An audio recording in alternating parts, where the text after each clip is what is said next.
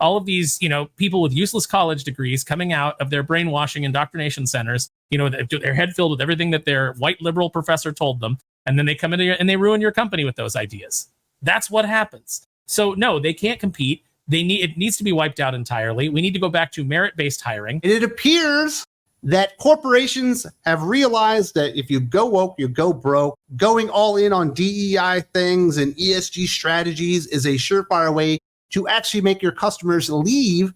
And it appears that they're kind of leaving that in the wayside, which I think is a good outcome of all this and really proves, Aaron Sparrow, that yes, consumers actually do have power in the end. People like to tell you, oh, you could say whatever you want. It's never going to change. Oh, it will change once they stop making money.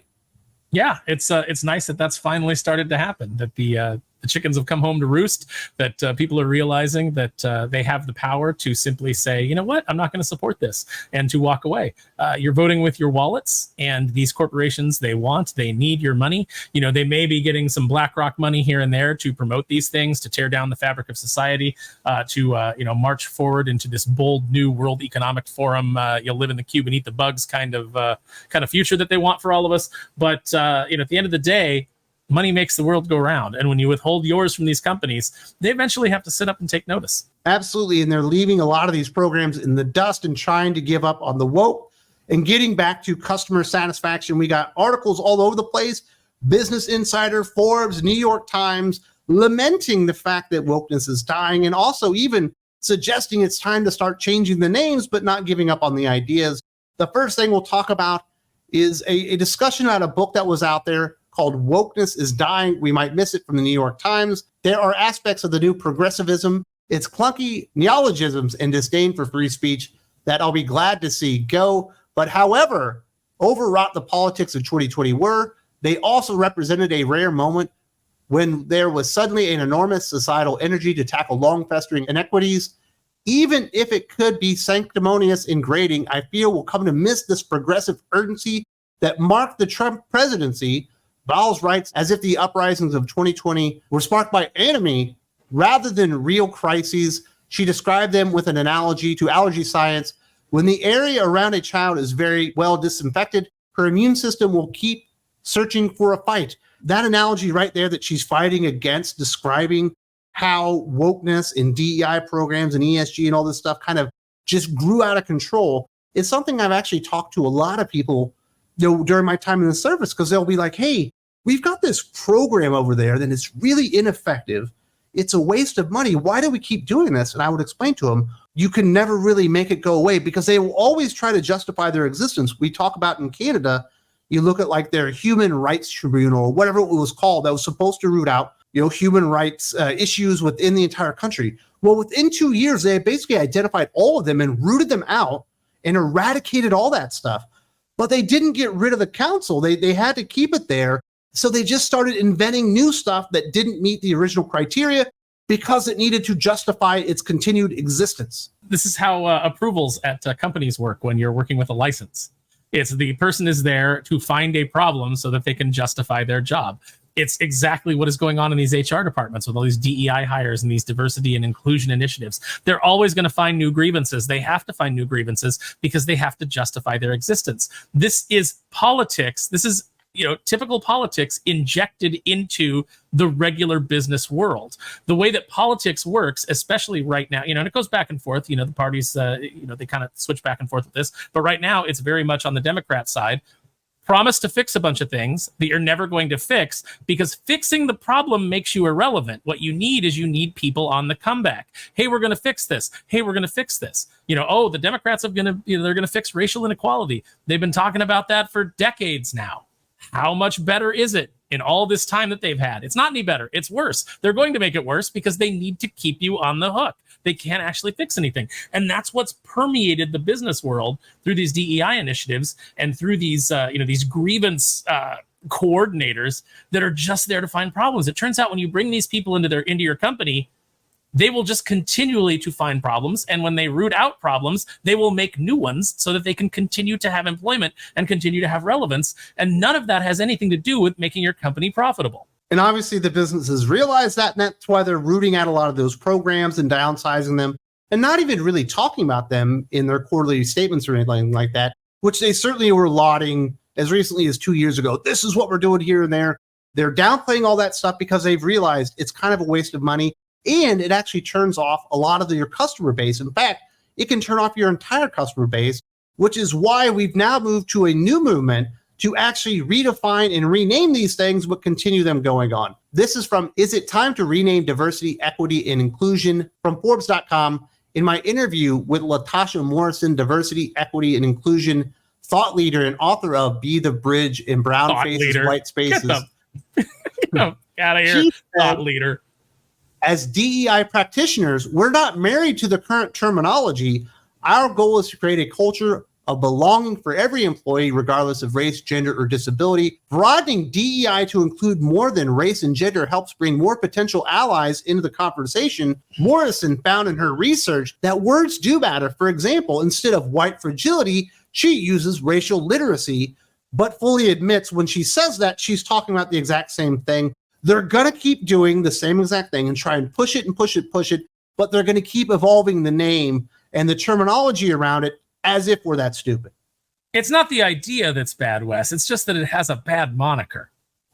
You know, that's the idea here, and it's not going to work. It's like you can call it whatever you want. You can pretty up the language, and again, this is a very much a political tactic. This is what they do in politics. They take something horrible and they try and soften it, and they try and like sand off the edges. And maybe if we just call it this and we just present it this way, you know, that's why you see so many of these terms change over time. You constantly see the language shift, is because they're always trying to sell you the same bad idea, just in a new and improved packaging. Yeah, we're seeing it right now in video games. There's a couple of video game publishers out there. They don't want to give up on the thing that's actually bombing their video game sales. They just want to call it something new. They want to hide it from you. They want to keep doing it, but they want to hide it from you because they're too stupid to realize that it's not going to work. We're just going to identify it as, well, the same old thing under a new name. It's the same crap that's turning gamers off, that's keeping them from supporting your product, that's keeping them from buying it. You know, we've just seen this week Dustborn and Concord completely faceplant. And it's fantastic because the gamers are holding the line, and I love it. They're the last bastion of fans that have seen this destroy every other hobby and every other thing that they love. And they're like, the line is here and we are not going to let you cross it. And I love it. I love that they're making lists of companies that work with Sweet Baby Inks, to avoid those projects. I love that consumers are taking the power back and they're saying, we don't want this. And if you're not going to listen to us, you do not get our money. If only we had done that in comics. If only retailers had done that earlier, we wouldn't be in the situation that we're in. Now, a lot of times a term like gatekeeping is almost talked about as if it's a bad word or something like that. But I think at this time, after seeing what's happened, not just with comic books, certainly with the attempts on gaming, with even, manga translation, movies, television, novels, all that kind of stuff, everything around entertainment, gatekeeping is the only thing that you can do at this point to keep these morons out that don't actually love the hobby. They don't love the medium. They don't love any of that. They love the power, and they want to get their hands on that, and they want to go out there and destroy these things. And I must give it up to gamers. Nobody has fought back harder and more effectively than gamers, because they just will not take it whatsoever. Mm-hmm. Gamers and fans of anime are the last two that are fighting against this, and they should have our support, because this is the last battle for this is the last big battle in the culture war. This is the gates of Mordor right here. We need to build walls around the things that we love to keep these cultural locusts, as Doc says, from coming in and just consuming everything. Absolutely, because they're not addicted to video games. They're not addicted to comic books. They're not addicted to movies, and they don't have that real love for it. They're addicted to the power. And once you give these people power, they will never give it up. They will fight to their last dying breath to keep it in there. And power comes in a lot of ways, being able to determine the racial composition and diversity makeup of the cast of whatever you're producing, or you shutting something down because they protested it. That's giving people power. And so many of these business leaders gave these morons who know nothing about any of these things and had no good intent whatsoever coming to the table, gave them so much power to determine the future trajectory of their businesses that it was outlandish and just foolhardy from the very beginning. And it's good that they're finally realizing, but they better also realize they're just going to try and rebrand it because they want that power. They want that power. They don't want to go away. Companies are fortunately doing a lot of purging right now. One of the benefits of this greatest economy ever, where all kinds of people are getting fired because the economy is so great. One of the advantages to it is that companies have been able to kind of purge and get rid of a lot of the activists that were hired during this big boom of thinking that DEI was the future. They don't understand their customer base. They don't understand the psychology of their customer base, because all of the people that come in and work there, from the marketing people to the people that they were hiring to oversee the creative of these projects, they all come from the same place. They all come to the same schools. They've been indoctrinated in the same way of thinking. And it does not jibe with the rest of their customer base. You need people in your organization that are part of that fan base, that are part of that customer base, that understand the connection that these things have. This is where Lucasfilm went wrong. When you handed it to Kathleen Kennedy and she brought in a bunch of idiots who only wanted to change Star Wars into what they wanted it to be, instead of telling good Star Wars stories, that's where Star Wars became just another lame brand on a shitty streaming service, as opposed to being the brand of brands, as opposed to being the golden goose, the license to print money.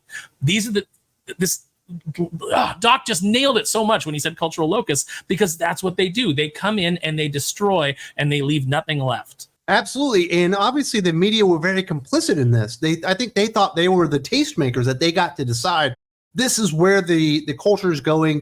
And of course they'll point out the George Floyd stuff a whole lot, but they won't point out the fact that regular families are pushing back on all the trans grooming and all the kind of weird stuff that was going on there that they were pushing for a long time. And they don't want to give it up. Here's another article from Business Insider called Woke No More, lamenting the fact that all this is happening. Over the past couple of years, there's been an uproar, especially among conservatives, about the rise of woke capitalism. Bud Light came under scrutiny from the right when it partnered with a transgender influencer, Dylan Mulvaney, for a small-scale Instagram campaign last spring. Then Target took heat about its Pride merchandise, with some customers destroying displays in stores over a campaign it has run for years. These high-profile examples spook companies, which are now afraid to poke the hyped-up right-wing bear. In the market, ESG funds haven't been doing so hot. According to Morningstar, investors pulled $13 billion out of sustainable funds in 2023 amid underperformance and political unease, talking about, oh, it's just conservatives. It's the right-wingers that are all upset. I don't think they realize it's families. It's people that work 9 to 5 with kids that don't want any of this bullshit pushed on their family dynamics anymore. They've had enough. You actually push them to the breaking point, and they're the ones pushing back. Are some of them conservative? Absolutely. But the idea that they're only conservative is ridiculous. If all of the pushback came only from conservatives, then we would not even have competitive elections in this country, because it's the majority of people. It is the majority. It's conservatives, it's moderates, it's people who aren't even political. The way that this finally turned the tide was when normies started to notice.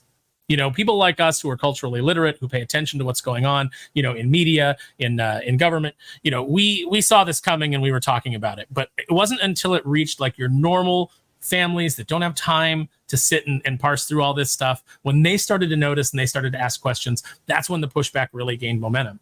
And that's the problem, is they're not speaking to a mainstream audience. They're speaking to a very niche audience. They're making shows for weird degenerates who just want to turn Star Wars into a porno.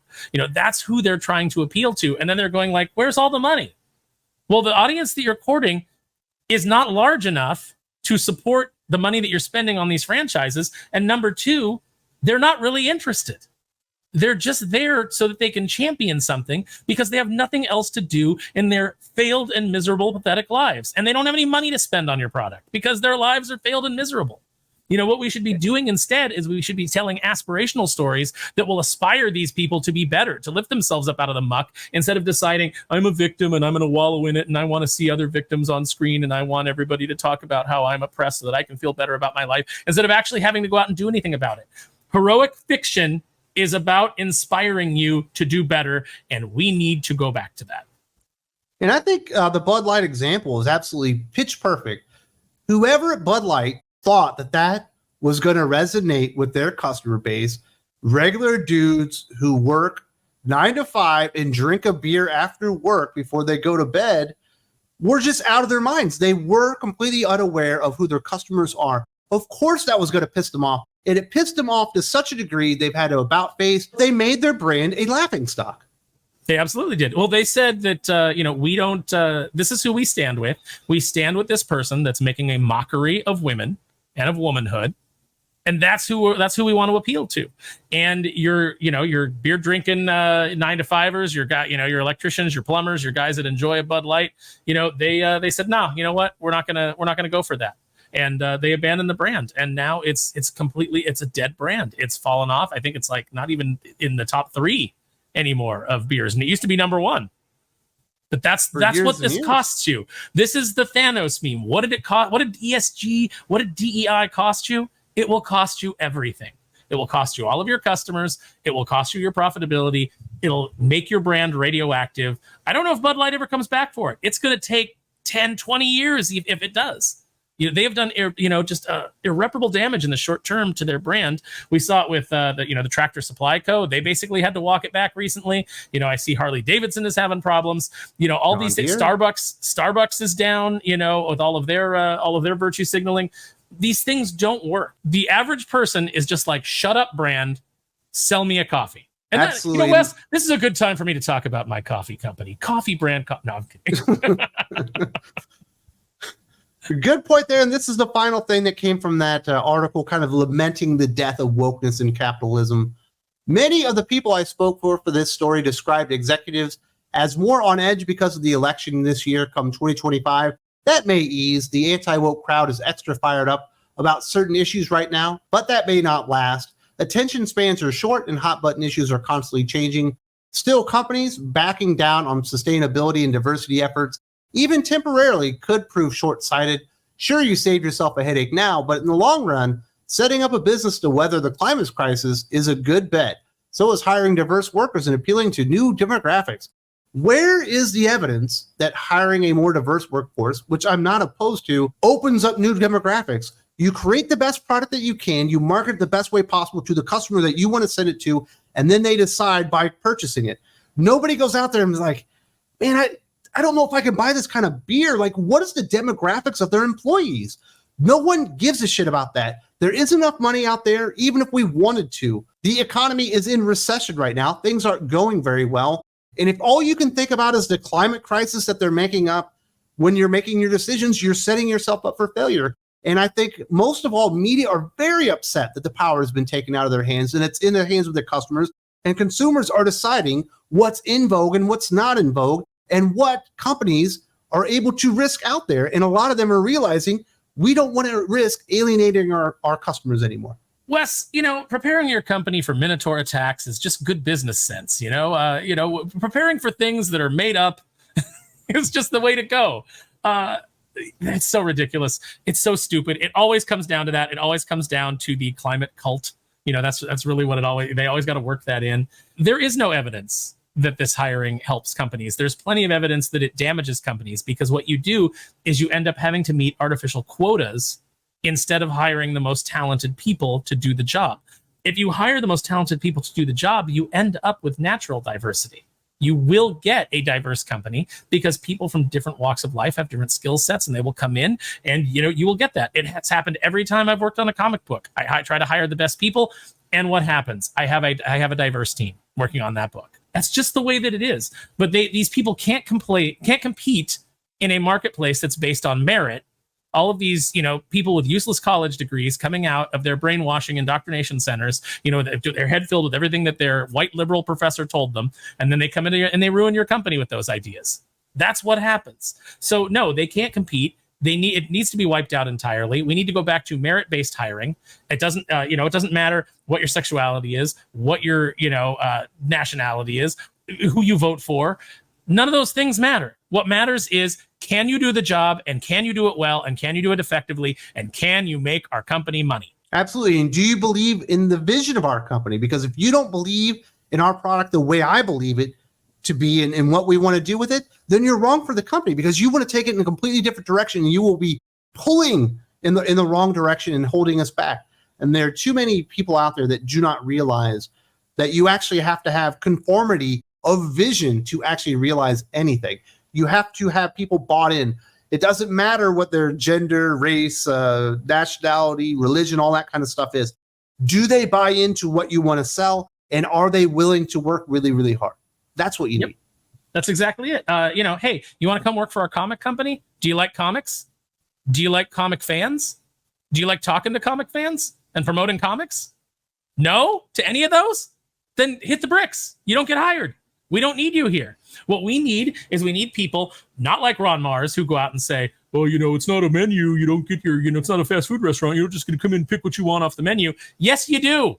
You're the customer. When you walk into the comic book store and you see the things that are on the shelves, you get to choose what you spend your money on. You get to pick from that menu. And if that menu has a bunch of garbage on it, you walk out of the restaurant and the restaurant goes out of business. And then the food manufacturer goes out of business and it just all rolls downhill. It is a service industry. Anytime you are asking people to spend money on a product with their hard-earned cash, that is a service industry. And you better come correct because people are tired of it and they're walking away. And that's why Hollywood is burning. That's why the comic industry is burning. It's why all these companies are having problems, is because people are deciding, you know what, I can just go without. I don't want to spend money with people that hate me. I must say, I love it when I see Aaron Sparrow fired up and all passionate about these things.